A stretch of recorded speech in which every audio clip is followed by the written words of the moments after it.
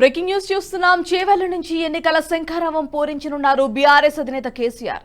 ప్రజా ఆశీర్వాద సభ పేరిట చేవెళ్లలో ఇవాళ నిర్వహిస్తున్న తొలి బహిరంగ సభకు కేసీఆర్ హాజరు కానున్నారు. చేవెళ్ల నియోజకవర్గ కేంద్రంలోని ఇంజనీరింగ్ కాలేజీ మైదానంలో సాయంత్రం 4 గంటలకు సమావేశం జరగనుంది. ఈ సభకు సంబంధిత ఏర్పాట్లు మాజీ మంత్రి సబితా ఇంద్రారెడ్డి, ఎమ్మెల్యే కాళీ యాదయ్య, శాసన మండలి మాజీ చైర్మన్ స్వామిగౌడ్ ఇప్పటికే పరిశీలించారు.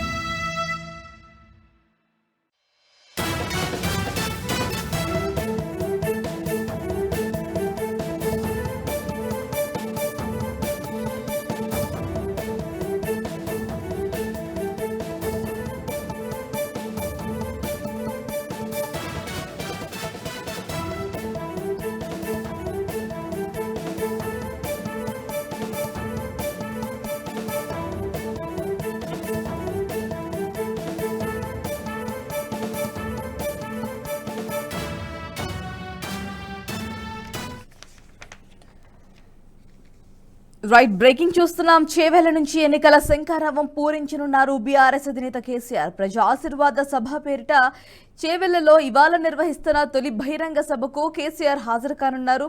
చేవెళ్ల నియోజకవర్గ కేంద్రంలోని ఫరా ఇంజనీరింగ్ కాలేజీ మైదానంలో సాయంత్రం 4 గంటలకు సభ జరగనుంది. ఈ సభకు సంబంధిత ఏర్పాట్లను మాజీ మంత్రి సబితా ఇంద్రారెడ్డి, ఎమ్మెల్యే కాళీ యాదయ్య, శాసన మండలి మాజీ చైర్మన్ స్వామిగౌడ్ ఇప్పటికే పరిశీలించారు. చేవెళ్ల లోక్సభ నియోజకవర్గం అభ్యర్థి కాసాని జ్ఞానేశ్వర్ ముదిరాజ్ కు మద్దతుగా ఈ సభను నిర్వహిస్తోంది బీఆర్ఎస్. అసెంబ్లీ ఎన్నికల్లో ఓటమి తర్వాత నల్గొండ, కరీంనగర్లలో బీఆర్ఎస్ బహిరంగ సభలు నిర్వహించింది. అయితే ఈ 2 సభలు రైతాంగ సమస్యలపై ప్రభుత్వ తీరును ఎండగట్టడమే లక్ష్యంగా జరిగాయి. ఈ నేపథ్యంలో లోక్సభ ఎన్నికల ప్రచారంలో భాగంగా చేవెళ్లలో ఎండగట్టడమే లక్ష్యంగా జరిగాయి. అయితే ఈ నేపథ్యంలో లోక్సభ ఎన్నికల ప్రచారంలో భాగంగా చేవెళ్లలో బీఆర్ఎస్ తొలి సభ జరుగుతోంది. లోక్సభ ఎన్నికల ప్రచారానికి సంబంధించి ఒక్కో పార్లమెంట్ నియోజకవర్గం పరిధిలో బహిరంగ సభలు నిర్వహించాలా లేదా కేసీఆర్ బస్సు యాత్ర చేపట్టాలా అనే అంశంపై ఇంకా కసరత్తు కొనసాగిస్తోంది ఈ బీఆర్ఎస్. ఇక ఈ నెల 18 నుంచి నామినేషన్ల ప్రక్రియ ప్రారంభం కానుండడంతో 1-2 రోజుల్లో బీఆర్ఎస్ షెడ్యూల్ పై క్లారిటీ రానుంది. పార్లమెంట్ ఎన్నికల నేపథ్యంలో నాగర్ కర్నూల్, మహబూబ్ నగర్ లోక్సభ నియోజకవర్గాలకు సోషల్ మీడియా సమన్వయకర్తలను ప్రకటించారు ఆ party working president KTR. Nagar Kurnool Lok Sabha స్థానానికి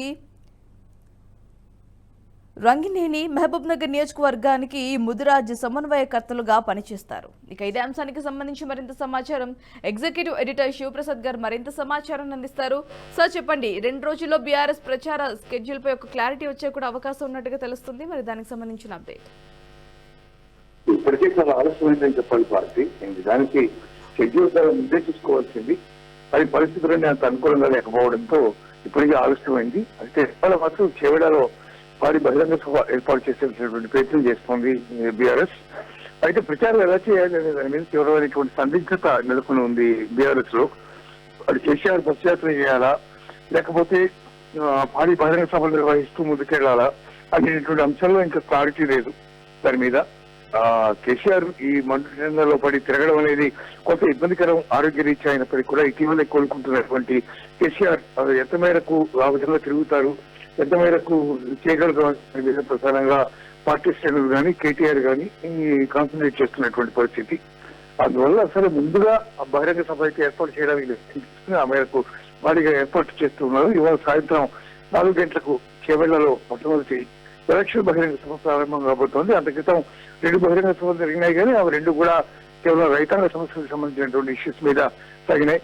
ప్యూర్లీ ఎలక్షన్ సంబంధించినటువంటి మొట్టమొదటి సభగా దీన్ని భావించవచ్చు. ఆ సభ ఇవాళ జరగబోతుంది.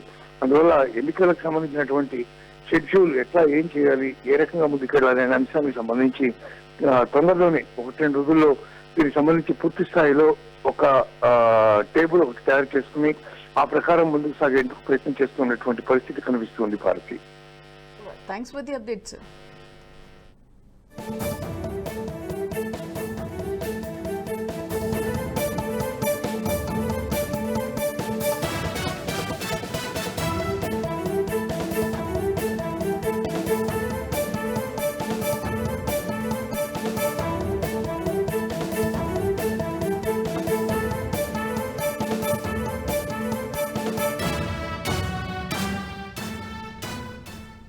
ఈ వీడియో మీకు నచ్చినట్టయితే లైక్ చేయండి, 10 మందికి షేర్ చేయండి. అలాగే కామెంట్ల రూపంలో మీ అభిప్రాయాలను మాతో పంచుకోండి. Nationalist hub group of channels ను సబ్స్క్రైబ్ చేసుకుని తెలుగునాట జాతీయవాద జర్నలిజాన్ని ప్రోత్సహించండి. ఈ వీడియో కింద ఉన్న బెల్ ఐకాన్ పై క్లిక్ చేయడం మర్చిపోవద్దు.